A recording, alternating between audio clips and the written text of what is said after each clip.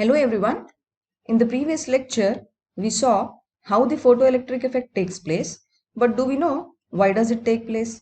In this lecture, we will know the answer to this question. We will continue to understand Einstein's photoelectric equation and our very own photon in detail. We will know how photoelectric effect failed wave theory of light and how experimental works supported Einstein's theory of light. We will also discuss the uses of photoelectric effect in our daily life. In the last lecture, we used source of light as a torch to understand how the photoelectric effect takes place. From now onwards, we will have to precisely imagine a photon of light which is incident on the metal surface and an electron is ejected from the metal surface. In photoelectric effect, one photon is completely absorbed by each electron ejected from the metal surface. The absorption is an all or nothing process and it is immediate. What we have to understand here is that electron has to absorb a whole photon. It cannot absorb a fraction of a photon's energy. The energy of a emitted electron is directly proportional to the frequency, but not the intensity of the photons. This had mystified the scientists at that time because this was very unusual. The photoelectric equation says that the maximum kinetic energy of photoelectrons is equal to E minus phi naught, where E is equals to h nu and phi naught is equal to h nu naught are energy of the incident radiation and work function of the metal surface respectively, which clearly shows that the energy is directly proportional to frequency but is independent of intensity. But why does it happen? Why does the photoelectric effect take place? To find the answer to this question, we should first recall what we learnt about wavelength, frequency, and intensity in our lower classes. Wavelength of light is the distance between two successive crusts or troughs of the light wave. Frequency is the number of waves that pass a fixed point in the unit time. Wavelength and frequency are inversely proportional to each other. That is, waves with higher frequencies have shorter wavelengths and that of lower frequencies have longer wavelengths. Frequency of light simply means that how much energy light has, because h is a Planck's constant and energy is directly proportional to the frequency of light. Therefore, this is a high energy wave and this is a low energy wave. And the amount of energy carried by a wave is directly related to the amplitude of the wave as square of it. That is, E is proportional to A square means if you are doubling the amplitude of a wave, then you are rising the energy by 4 times. Intensity or brightness of a wave also depends on its energy. It is the amount of energy incident on a surface per unit area per unit time. Or for a given frequency, the intensity of light is the number of photons incident per second. Therefore, increase in intensity means increase in number of photons incident per second. Kinetic energy of electron is independent of intensity because photoelectric effect arises from absorption of a single photon by a single electron. So, no matter whatever the intensity of incident radiation is, photoelectron will not be affected by it. But change in frequency means change in frequency of that single photon also. That's why kinetic energy of emitted electrons linearly depends on frequency of incident radiation. One more important observation in the photoelectric effect was that photoelectric current is directly proportional to intensity for frequencies greater than threshold frequencies. This is simply because change in intensity means change in number of photons incident per second, which in turn means change in number of emitted electrons, causing change in photoelectric current. But this isn't contradictory to what I said a bit earlier. I told that intensity depends on energy. Then, how is it possible that change in intensity, which depends on change in energy, doesn't affect the kinetic energy of electrons? Let us understand this in a more precise manner to clear the air. By the time Einstein explained photoelectric effect in 1905, wave theory of light was very well established. People were convinced that light is a wave. According to wave theory of light, as can be seen in Young's double slit experiment. When light passes through a double slit, constructive and destructive interference produce bright and dark fringes on the screen. But classical particles such as bullets do not undergo interference when they pass through a double slit. Here you can see that the bullets hit the screen on only two places in front of the slits. Like the light, they are not striking the complete screen. When wave theory of light was applied to photoelectric effect, the experimental results did not match with the theoretical predictions of the photoelectric effect. According to wave theory, the energy of incident radiation is directly proportional to the square of the amplitude. Therefore, increase in intensity of the wave means increase in energy of the wave. But we saw in photoelectric effect, intensity was not affecting the kinetic energy of liberated electrons at all. In fact, kinetic energy of electron was directly proportional to frequency of incident radiation. According to wave theory, if intensity is higher, number of electrons emitted should be more. Of course, this happened in photoelectric effect, but if the threshold frequency nu naught was not achieved, there was no emission even for higher intensities. Wave theory doesn't mention about threshold frequency at all. Also, any frequency light of high intensity should have irradiated electrons as per wave theory. But only a light frequency greater than the threshold frequency can irradiate electrons in photoelectric effect. One more important point is that, as per wave theory of light, photoelectric emission should take some time after the radiation is incident on the metal surface. But in photoelectric effect, this was an instantaneous process for a light of suitable frequency. Thus, photoelectric effect fails wave theory of light as it was unable to explain the most basic features of photoelectric emission. Einstein proposed a completely different picture of electromagnetic radiation involving quanta and photon, suggesting that light behaves as a particle. With photoelectric effect as a strong evidence for this, the fact that the photon has energy and momentum is a strong indicator that light quantum can be associated with a particle. Let us understand this with a small story. Once upon a time, there were two girls, Electronica and Photonica. Photonica had more energy than Electronica. One day, Photonica ran towards Electronica who was standing and she pushed her. Electronica fell down. Next day, Photonica hit Electronica with same speed again, but she had friends with her this time. Though her friends were as energetic as Photonica, their presence did not affect Electronica's fall. She fell in the same manner as she fell the previous day. This time, Electronica brought her friends to face Photonica's group. Photonica's group ran towards each one of them with same energy and speed and hit each one of them individually. All of them fell down in Electronica's group in the same manner as previous two times Electronica's fall was. Note that increase in number of persons in Photonica's group made more people fall in Electronica's group, but Electronica fell down in the same manner every time. That is, increase in intensity increased the number of electrons emitted, but did not affect the energy of the electrons. Now, having gathered so much of information regarding photoelectric effect, let us shed a light on properties of photons. Photons travel in vacuum with speed of light. Their velocity changes in medium due to change in wavelength. Photon cannot exist if it is at rest, that is, its rest mass is zero. Each photon has definite energy h nu and definite momentum h nu by c. Therefore, the momentum of a photon is directly proportional to its energy.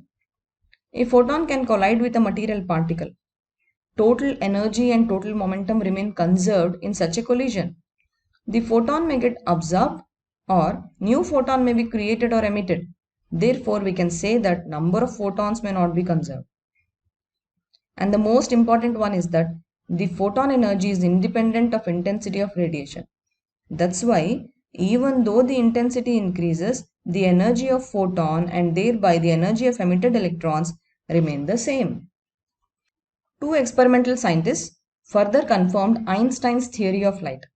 One scientist was Robert Millikan, an experimental physicist contemporary with Albert Einstein.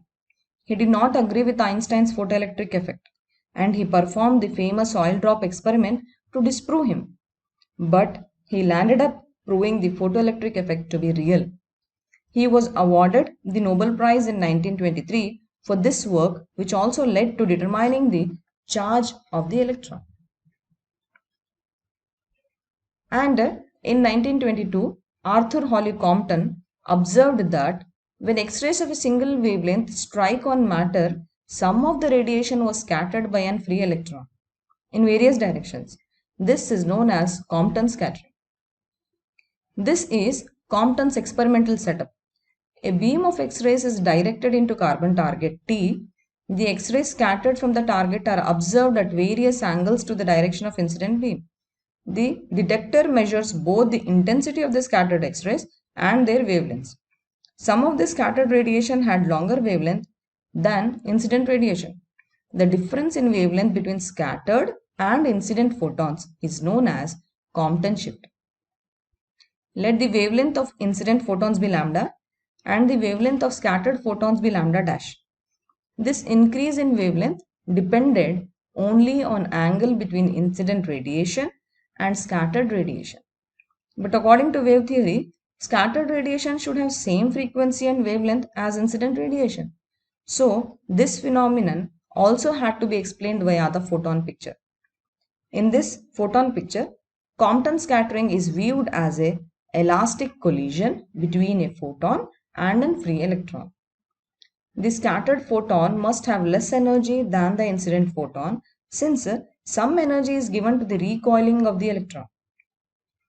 The energy of the incident photon E is equals to hc by lambda and its momentum P is equals to h nu by c. And energy of the photon in the scattered part of radiation is E dash is equals to hc by lambda dash and momentum P is equals to h nu dash by c. Applying laws of conservation of energy and conservation of momentum, Compton derived an equation for the change in wavelength delta lambda known as Compton shift for the X-rays. That is, delta lambda is equals to lambda dash minus lambda, which is equals to h by mc into 1 minus cos theta, where theta is the angle of scattering of photon and m is the mass of the electron at rest, and it will be equal to 9.1 into 10 raised to minus 31 kg. And this term h by mc has the dimension of length and is called the Compton wavelength. If we substitute the values of Planck's constant h, mass of electron and speed of light as 3 into 10 raised to 8 meters per second, we get its value to be 0.0024 nanometer. If you want to know this equation, how it was derived, you can see my video on this same. I will give the link in the description as well. The effect due to which there is an increase in wavelength and change in direction of the scattered X-rays is known as Compton effect. The difference between Compton effect and the photoelectric effect is that in photoelectric effect, the wavelength of the photon is not observed as the photon disappears after interacting with the electrons. These are the results for 4 values of the scattering angles where theta is equal to 0 degree, 45 degree, 90 degree and 135 degree. We can notice here that the Compton shift increases with increase in the scattering angle theta. The maximum wavelength of X-rays is possible if theta is equal to 180 degree. That is, you write 180 in the place of theta with cos, which will be equal to minus 1. So the numbers in the bracket is going to become 1 minus of minus 1 is equal to 2 and the term h by mc will become 2 times h by mc. If you substitute the values of the constants h, m and c, you are going to get 0.04852 angstrom, or in nanometer it will be 0.00485 nanometer. So it's better to remember this value. It can be useful to you in the numericals. The angle phi by which electron is scattered is related to scattering angle theta as cot theta by 2 is equal to 1 plus lambda dash by lambda tan phi, and the Compton effect is best exhibited with short wavelength radiation. This is a photocell, also called as an electric eye. It uses the photoelectric phenomenon. The photocell consists of semi-cylindrical photosensitive metal plate C, which emits electrons when a light of suitable frequency is incident on it.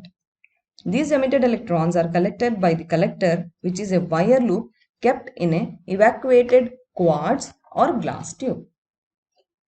I would like to request you to please watch the previous lecture of this chapter for better understanding of the working of the photocell, because it is same as the experimental study of photoelectric effect. The link is given up here. Photoelectric effect has many practical applications. Most of them use dependence of photoelectric current on the intensity of light. Photocurrent produced in photocell can be used to operate control systems and light measuring devices. So they are used in electronic ignition circuits and in research to measure intensity of light. They are also used in automatic door openers. What happens here is a person approaching a doorway interrupts the light beam. Abrupt change in photocurrent starts a motor which opens the door.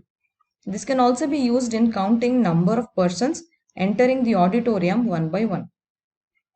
Photocell can be used to catch traffic defaulters. An alarm is sounded whenever a beam of invisible radiation is interrupted. And the most important application of photocell is in the burglar alarms and fire alarms. These alarms use a beam of light and a photocell as a switch. When light beam is interrupted, the photocurrent stops and the alarm rings. Now let us do two numericals which I felt are very important in this lecture. The given question is, monochromatic light of wavelength 3000 angstrom is incident on a surface area 4 cm square. If the intensity of light is 150 milliweber per meter square, then rate at which photons strike the target is, and the four options are given. So in the question they have given the wavelength, let it be lambda. This one will be equal to 3000 angstrom. You can also write it as 3 into 10 to the power minus 7 meter if you want to convert it into meter. This is given. Area is given, this surface area A, which is equal to 4 centimeters square. You can also convert it into meters square by writing 4 into 10 raised to minus 4 meters square. And the value of intensity is given. Intensity I is equal to 150 milliweber per meter square. So if you want to convert it into just Weber per meter square, just remove the milli. You write 150 into 10 raised to minus 3 Weber per meter square. We have to find the rate at which photons strike the target. Now what is the rate here? Yes, it is number of photons striking in certain time. It will be our n by t, where n is number of photons and t is the time. If you want to find the rate, you always do it per time, isn't it? Now we also have intensity here. Remember the definition of the intensity? It is the amount of energy incident on a metal surface per unit area per unit time. But I can also write the frequency nu as c by lambda. I am going to substitute it here. N h c by lambda into A and 1 by T as it is. Now with this equation I can find my N by T. So N by T will be equal to I lambda A by H into C. Now just substitute the values of these. In this particular problem, don't worry about the units because you have to find the rate, isn't it? So your answer will be in per second. Then this one divided by H is 6.6 into 10 raised to minus 34, and the speed of light we know is 3 into 10 raised to 8 meters per second. Now remove all the numbers having 10 and its powers and write the whole numbers one side. You will have 150 into 4 into 3 into 10 raised to minus 14 divided by 6.6 into 3 into 10 raised to minus 26. Now this will give us, this 3 and 3 will get cancelled. I have 150 into 4 in the numerator, and in the denominator let me write 6.6 as 66, so that I get 10 raised to 13 in the numerator. Now if I multiply 150 into 4, I am going to get 600 by 66 into 10 raised to 13, which will be approx equal to 9 into 10 raised to 13 per second. So the answer to this question will be B. Now coming to the next most important question of today's lecture. An X-ray of wavelength 0.01 nanometer is scattered through 120 degree by an electron. What is the kinetic energy of the recoiling electron? So what is given now? The wavelength is given, lambda. This wavelength is the wavelength of the incident photon before the scattering happens in the Compton effect. This is equal to 0.01 nanometer. And angle is given theta, which is equal to 120 degrees. We have to find the kinetic energy of the recoiling electron. We have to find it.